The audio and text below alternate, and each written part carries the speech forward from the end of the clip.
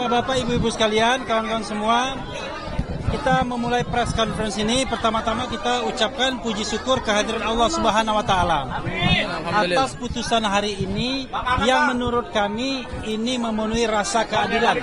Ini adalah keadilan yang substantif, terlepas dari soal hukum acara yang digunakan, tetapi hakim menggali keadilan substantif dan fakta-fakta yang kemudian berlangsung. Karena itu untuk mensyukuri ini kita berikan kesempatan yang pertama kepada Mas Roy dulu untuk mengucapkan rasa syukur, dan kemudian nanti teknis-teknis hukumnya akan kami sampaikan, baik Pak Abdul Ghafur, saya maupun lawyer-lawyer lain termasuk Bu Soraya. Silakan Mas Roy menyampaikan apa yang ingin disampaikan. Ya. Bismillahirrahmanirrahim. Assalamualaikum warahmatullahi wabarakatuh. Waalaikumsalam warahmatullahi wabarakatuh. Pertama-tama alhamdulillah hari ini Selasa 7 Juli 2026 adalah dimulainya babak baru dari hukum Indonesia. Laboratorium hukum di Indonesia dengan menggunakan tata perundang-undangan yang baru, meskipun tadi pertimbangannya tetap menggunakan yang lama, itu sudah kita mulai hari ini. Dan tentu saja sama seperti tadi yang Bang Refli sampaikan, kita yang pertama patut bersyukur kepada Tuhan Yang Maha Kuasa, Allah Subhanahu wa taala, yang telah dengan secercah harapannya memberikan kita semangat, memberikan kita asa, memberikan kita niat untuk memperbaiki hukum negeri. Ini hukum bukan untuk saya, bukan untuk Roy Suryo dan tim kuasa hukum Tokham yang hari ini mendampingi saya, tetapi adalah untuk kita semuanya. Juga untuk sahabat-sahabat pejuang kami yang ada di seberang sana, yang ada untuk Bu Dr. Tifa, yang ada untuk Bu Kurnia, yang ada untuk Mas Rustam, dan juga untuk Pak Rizal Fadila. Ini adalah untuk kita semuanya. Yang kedua, kami ingin mengaturkan terima kasih atas kebijakan yang luar biasa, pertimbangan kepada hakim tunggal, ya, kalau tidak salah namanya Pak Ketut, ya, kalau tidak salah. Terima kasih Matur Suksma Pak Ketut atas pertimbangannya yang sangat luar biasa. Jadi itu benar-benar sesuai dengan fakta persidangan. Saya nggak perlu ngulangi lagi fakta persidangan yang ada, ya. Dan saya juga mengaturkan terima kasih kepada keluarga saya, ya, istri tercinta, dan juga para kuasa hukum. Di sini ada Mas Refli Harun, ada Mas Abdul Ghafur Sangaji, ada Pak Yasena, ada Bu Soraya, ada Pak Ristan, dan ada semua dalam tim Tokham. Jadi tim Tokham adalah bukan hanya terbatas saja. Silakan untuk teman-teman kuasa hukum yang lain, untuk lawyer yang ingin bergabung, silakan. Kita bersama-sama ingin menegakkan kebenaran. Dan insya Allah hari ini kita mulai dengan langkah kecil untuk suatu langkah yang lebih besar. Dan tentu saja kepada seluruh media, baik media mainstream maupun media alternatif, YouTuber yang terus membersamai, dan tidak luput, terakhir saya aturkan terima kasih kepada seluruh masyarakat Indonesia yang diwakili oleh ibu-ibu, mak-mak, dan juga bapak-bapak pejuang yang ada di semua, dan organisasi pemuda yang ada, ya, yang terus-terus membersamai selama ini.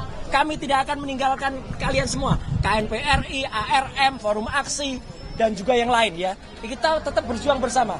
Jadi nanti, ya, pertimbangannya adalah nanti teknis akan disampaikan oleh Mas Refli. Dan jangan lupa, ya, ini kita akan tetap memperjuangkan nanti ketika hari Jumat itu akan ada pra-peradilan yang kedua. Pra-peradilan kedua itu ada hari Jumat, dan itu apa isinya nanti akan disampaikan. Dan saya juga ingin sampaikan, hari ini kita menyelesaikan pra-peradilan di Jakarta Selatan. Kita juga akan mengikuti nanti perkara pokok itu di Jakarta Timur. Tapi kemarin kita mengajukan gugatan, ya, PMH itu apa sih? Perbuatan melawan di Jakarta Utara terhadap seorang namanya Lecu Manan. Ya, itu sudah kita daftarkan dan muncul reknya adalah nomor 457 /B PDT yang ada di Jakarta Utara. Kenapa? Karena dia telah melakukan penyelundupan pasal, dan pasal itu ternyata tidak digunakan. Nanti detailnya mungkin Mas Ghafur akan sampaikan. Dan meskipun tadi hakim sekali lagi menggunakan KUHAP lama dan baru, tapi dalam suatu KUHAP baru, maka itu namanya apa? Namanya dioplos. Pasti oplos. Kolaborasi. Ini oplos sih. Ya, oplos dan kolaborasi. Gitu ya. Oke, kita dengarkan dulu, ya. Karena putusannya seperti ini, ya, oplos. Maka saya pakai kasus oplos. Silakan, Mas Refli. Makasih, ya, Mas Roy.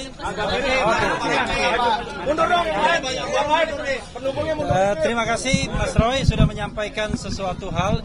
Nah, saya ingin memberikan penghargaan kepada rekan lawyer yang lain, Bu Soraya, yang juga menjadi bagian dari tim kami, tim Tokham, ya, tim Mas Roy. Silakan Bu Soraya menyampaikan sesuatu yang mungkin ingin disampaikan. Terlebih dahulu, silakan. Assalamualaikum warahmatullahi wabarakatuh. Waalaikumsalam warahmatullahi wabarakatuh. Hari ini kita buktikan bahwa salah satu dari hakim tunggal kita yang menyelenggarakan proses persidangan Rapid ini betul-betul bijaksana, betul-betul menempatkan kebenaran, keadilan di negeri kita ini. Amin. Dan ini bukan untuk Pak Roy dan yang lain, tapi untuk seluruh anak negeri, anak bangsa yang merasa diintimidasi, yang merasa hak-haknya dilanggar. Kita buktikan hari ini, kemenangan perjuangan itu masih hidup dan masih menyala di negeri ini. Untuk sementara, untuk selanjutnya saya serahkan kepada tim lawyer kita yang lain. Bang Erha. Bang Erha. Selanjutnya Bang Erha. Oke, ya, saya ingin memberikan kesempatan kepada rekan lawyer yang lain, yaitu Ristan. Hei Bang Ristan, mantap. Semangat.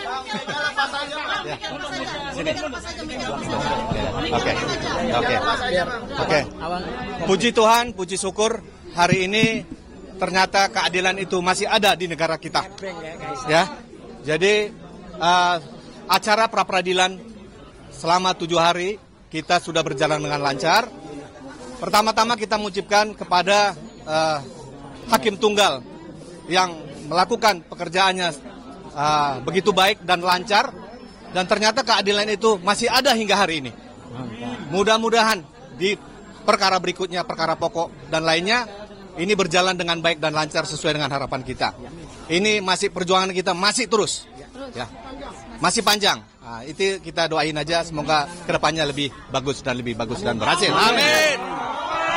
Ya, saya mau sebenarnya memberikan kesempatan kepada ada tim lain, Pak Yasena, tapi Pak Yasena nggak di tempat ya. Oke, ya sudah. Saya berikan kesempatan pada Abdul Ghafur.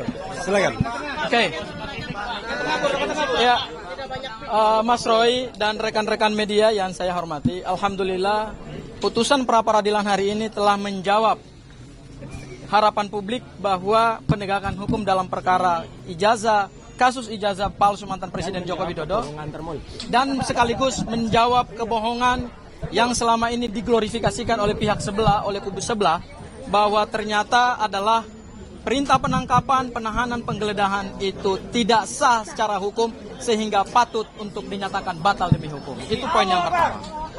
Poin yang kedua adalah ini adalah kemenangan penegakan hukum. Bukan kemenangan Mas Roy, bukan juga kemenangan kami kuasa hukum. Tetapi kemenangan penegakan hukum karena perkara Mas Roy ini menjadi laboratorium hukum baru. Karena kita masuk dalam rezim KUH pidana baru, KUHP pidana baru. Sehingga apa yang kemudian kita titipkan lewat perkara ini kemudian bisa menjadi pembelajaran supaya penegakan hukum ke depan harus dilakukan secara proper, due process of law, dan tentu harus mengedepankan prinsip hak asasi manusia. Nah, apa yang dilakukan oleh Polda Metro Jaya dengan penangkapan, penahanan, dan penggeledahan itu sesuatu yang sebenarnya kita melihat dari awal adalah sesuatu yang hanya untuk memenuhi kepentingan dari kubu sebelah. Karena jauh sebelum penangkapan, penahanan itu dilakukan, ada satu organisasi advokat, kita sebut saja Pradi Bersatu, yang sudah menekan Polda Metro Jaya sehingga harus dilakukan penangkapan dan penahanan. Dan penangkapan dan penahanan itu justru oleh Polda Metro Jaya tidak dilakukan dengan dasar yuridis yang kuat, argumentasi hukum yang kuat, tetapi hanya karena adanya tekanan politik, adanya pressure dari kelompok-kelompok yang tidak berkepentingan dengan penegakan hukum ini, tetapi kemudian itu diakomodir. Ini sesuatu yang sangat kita sayangkan. Dan hari ini telah ditunjukkan kepada publik Indonesia bahwa dua lembaga penegak hukum, yaitu Kejaksaan Agung Republik Indonesia melalui Kejaksaan Tinggi DKI Jakarta dan Kejaksaan Negeri Jakarta Selatan tidak melakukan penahanan. Dan hari ini yang kedua adalah Pengadilan Negeri Jakarta Selatan untuk pokok perkara pra peradilan, penangkapan, penahanan, dan penggeledahan. Ternyata juga permohonan kami dikabulkan. Artinya dinyatakan tidak sah. Kemudian yang ketiga, nanti penjelasannya akan lebih akurat dari Bang Refli.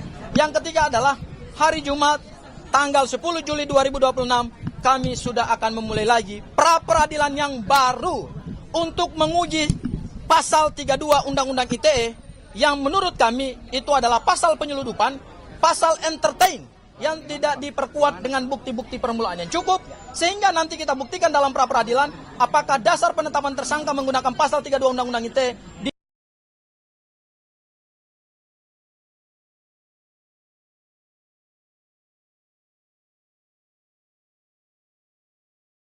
Bang Refli. Jakarta Utara. Ya, dan yang terakhir adalah ada gugatan perbuatan melawan hukum pasal 1365 KUH Perdata yang diajukan oleh prinsipal kami, salah satu pejuang yang hari ini terus tegar dan punya komitmen sesuai dengan komitmennya Bu Tifa, tidak akan melakukan restoratif justice dengan Pak Joko Widodo dan tidak mengakui kesalahan atau plea bargain dalam KUHP baru, yaitu sudah mendaftarkan gugatan perbuatan melawan hukum kepada seorang pendukung Pak Joko Widodo, pelapor dalam perkara ini, yaitu Lechmanan. Dan perkara tersebut sudah terregistrasi dalam perkara perdata, yaitu di Pengadilan Negeri Jakarta Utara, dan akan segera keluar jadwal persidangannya. Kenapa kami melakukan itu dan kenapa dimohonkan oleh Mas Roy? Karena adanya peristiwa dulunya melaporkan pasal 160, yaitu Mas Roy dituduh melakukan kegaduhan publik, kemudian juga melakukan pasal 8 ayat 2 Undang-Undang ITE, ternyata berdasarkan surat dakwaan dari jaksa penuntut umum dalam perkara yang menghasut, dalam perkara Bu Tifa dan perkaranya Mas Roy itu ternyata dibuang pasalnya oleh jaksa penuntut umum, sehingga kami ingin menguji bahwa ada perbuatan melawan hukum yang dilakukan oleh pelapor sehingga harus melakukan ganti rugi terhadap penggugat. Mungkin itu yang bisa saya sampaikan. Wassalamualaikum warahmatullahi wabarakatuh.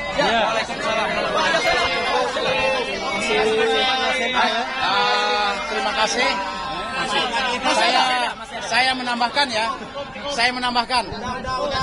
Saya menambahkan terkait dengan masalah nama baik Bapak Roy Suryo ya yang tercemar dalam kaitan penangkapan, penahanan dan penggeledahan. Tadi berdasarkan putusan hakim nanti dilaksanakan terpisah. Kita akan ajukan untuk rehabilitasi nama baik dari Bapak KRMT Roy Suryo Noto Diprojo ya, agar bisa pulih kembali nama baiknya, jangan sampai tercemar dan tidak ada perbaikan sama sekali. Adapun mengenai masalah biayanya, nanti kami usulkan lebih lanjut berdasarkan putusan hakim tadi disampaikan, dilakukan secara terpisah. Demikian. Terima kasih. Assalamualaikum. Ini terakhir. Closing.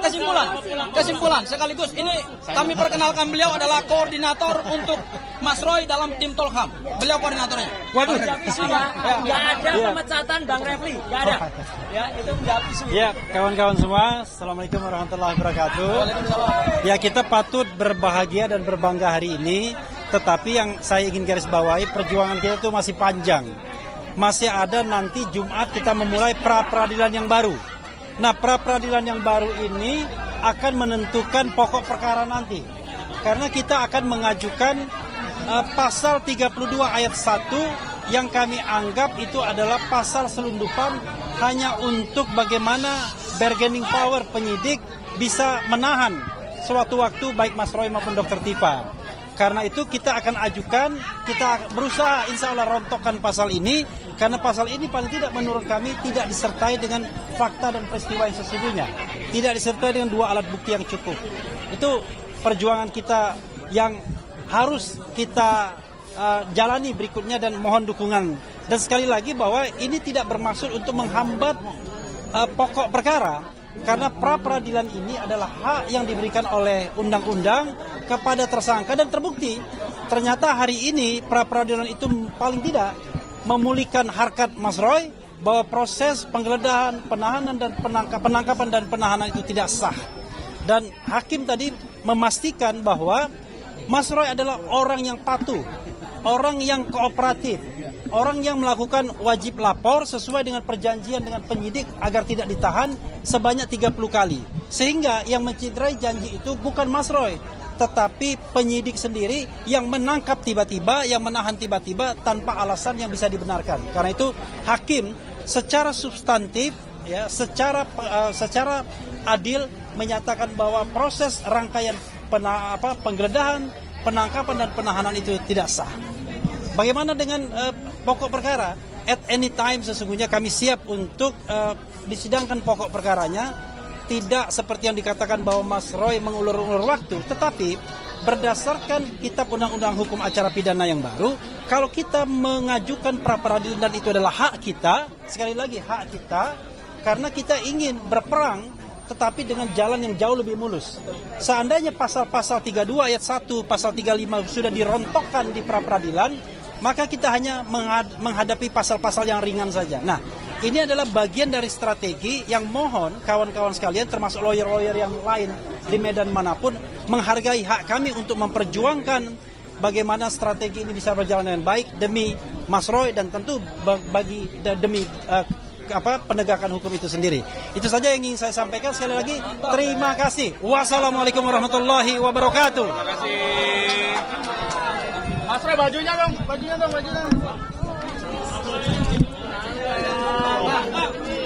Makasih banyak. Jadi meskipun dioplos, alhamdulillah. Dioplos ya.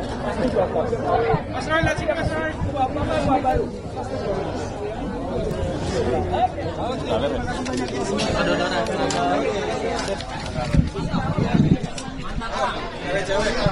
Bang, apa nih Bang?